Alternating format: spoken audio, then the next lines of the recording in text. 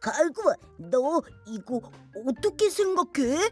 이거? 그게 뭔데? 그게 나 이번 주에 오픈 카지노에 대해서 연구를 해봤거든. 카지노?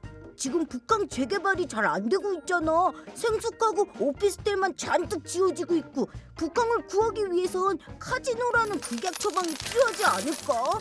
북한도 안타깝긴 하지만 그래도 카지노는 문제가 많을 것 같은데. 펭귄, 네 자신 있나?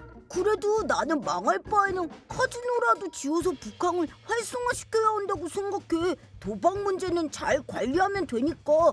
내가 오픈 카지노의 득과 실을 좀 연구해 봤거든. 한번 들어봐봐. 햄구실, 오늘의 주제는 북한 오픈 카지노 건설입니다.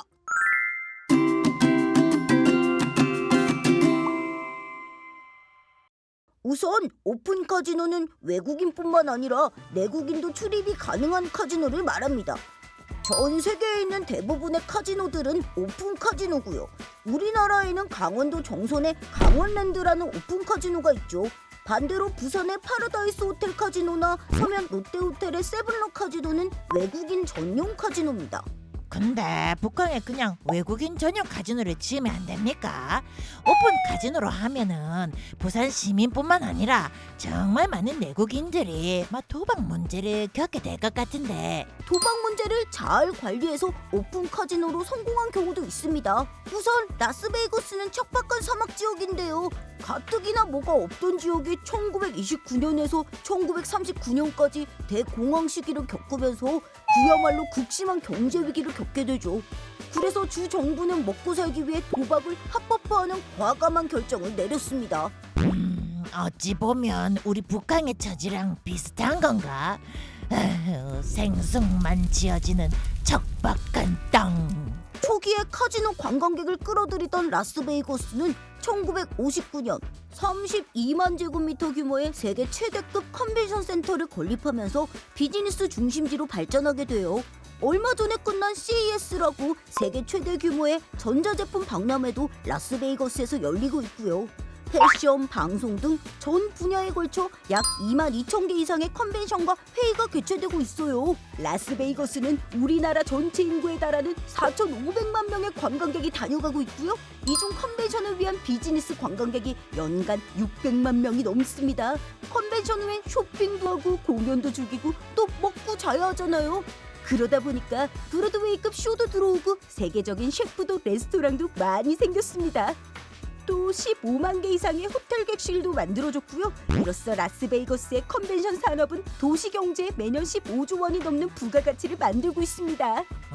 단순히 카지노만 운영하는 게 아니라 숙박시설, 컨벤션 센터, 쇼핑몰, 레스토랑, 엔터테인먼트 시설, 테마파크 이런 것들을 결합한 복합 리조트 형태로 발전하는 거군요. 라스베가스형 복합 리조트 시설로 흥행에 성공한 곳이 아시아에도 있는데요. 바로 싱가포르의 마리나 베이 샌즈예요.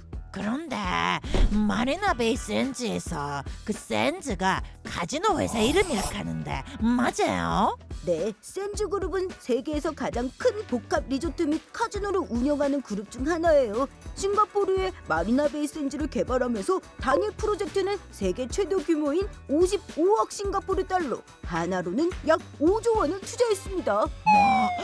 5조 원 정도가 있어야 저런 건물을 짓는 거구나. 네, 2,561개의 객실을 보유한 세계동의 고급 호텔과 12만 제곱미터 규모의 대규모 컨벤션 시설, 4,000석 규모의 공연장, 그리고 57층 높이의 싱가포르 전경을 보며 수영할 수 있는 공중 수영장이 있죠.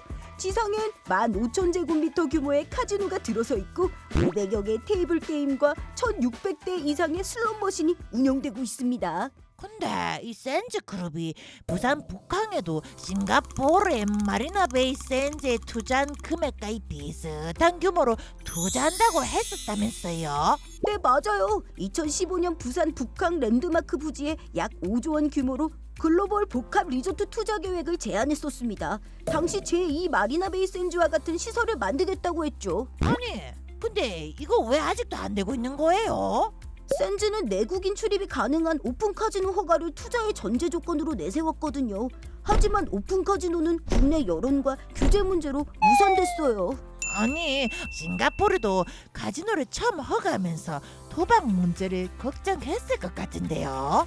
네, 그래서 허가와 함께 여러 안전장치들을 마련했습니다.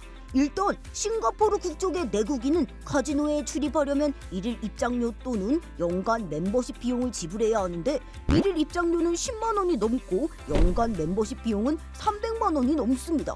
높은 입장료를 부과해 도박 참가의 진입 장벽을 높이고 있습니다. 이 강원랜드 입장료가 9,000원이니까 10배 넘게 비싼 거네요. 그냥 호기심으로 들어가려고 해도 10만 원을 내셔야 합니다. 이렇게 하면 웬만하면 그냥 포기하겠는데요. 또 가족 중 한 명이 도박에 징후를 보일 경우 가족들이 출입 제한을 걸 수 있는 가족 출입 제한 제도를 운영하고요.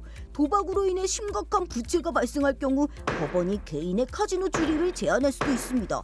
또한 NCPG라고 해서 국가도박문제위원회를 설립해서 문제 도박자 상담 및 치료 프로그램을 제공하고 도박 중독 예방을 위한 공공교육 및 캠페인을 꾸준히 벌이고 있어요. 근데 행구원님, 오랫동안 카지노가 금지되어 있던 일본에서도 몇 년 전 내국인 출입이 가능한 카지노 이 허가가 났다면서요? 네네. 일본은 형법 185조에 따라 도박은 불법으로 파친코 등 일부 도박만 제한적으로 허용이 되었습니다. 하지만 1990년대 잃어버린 10년이라는 경제 불황을 겪고 나서 인구 감소와 노령화가 계속되자 새로운 성장 동력을 모색했죠. 경제 불황, 인구 감소, 노령화, 왠지 부산 얘기하는 것 같노. 그런 여러 문제를 해결하고자 2016년 복합 리조트법을 통과시켜 카지노 도입의 법적 기반을 마련했죠. 일본 정부는 최대 3곳을 카지노를 포함하는 복합 리조트 면허를 발급하기로 결정했고 오사카가 그중 첫 번째 도시로 선정됐습니다. 오사카요? 일본의 제2도시 오사카? 그렇죠. 오사카에 유메시마라는 인공섬이 있는데요. 여기에 미국의 MGM과 일본의 오릭스가 공동으로 10조 원을 투자해서 복합 리조트를 만들기로 했습니다. 개장은 2029년 가을에서 겨울쯤으로 예상되고 있어요. 일본에 내국인 출입가는 카지노가 생기면 정말 엄청난 변화가 있겠는데.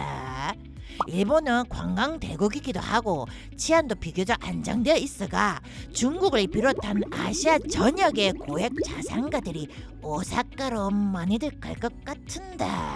아무래도 국내 외국인 카지노 고객은 대부분 중국인과 일본인이니까 오사카에 복합 리조트가 생기면 그쪽으로 손님들을 다 뺏기게 되겠죠. 근데 일본 정부는 내국인의 도박 문제를 해결하기 위해서 어떤 준비를 하고 있었던 거래요?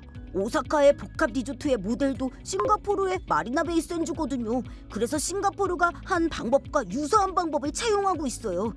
일단 내국인은 입장료 6,000엔을 내야 하고요. 이용 횟수 제한과 가족 신청을 통한 출입 금지 제도를 만들었습니다. 또한 카지노는 복합 리조트 전체 면적의 3% 이내로 제한하고요. 도박 중심이 아닌 관광 중심의 리조트 형태로 운영되도록 했습니다. 자, 여러분, 오픈 카지노는 정말 양날의 검입니다. 잘 사용하면 싱가포르처럼 부산이 해양 관광의 중심지로 도약할 수 있는 디딤돌이 될 것이고요. 잘못 사용하면 부산이 도박의 도시라는 안 좋은 이미지를 심어줄 수도 있습니다. 하지만 문제가 예상된다고 시도조차 하지 않는 건 잘못됐다고 생각하는데요.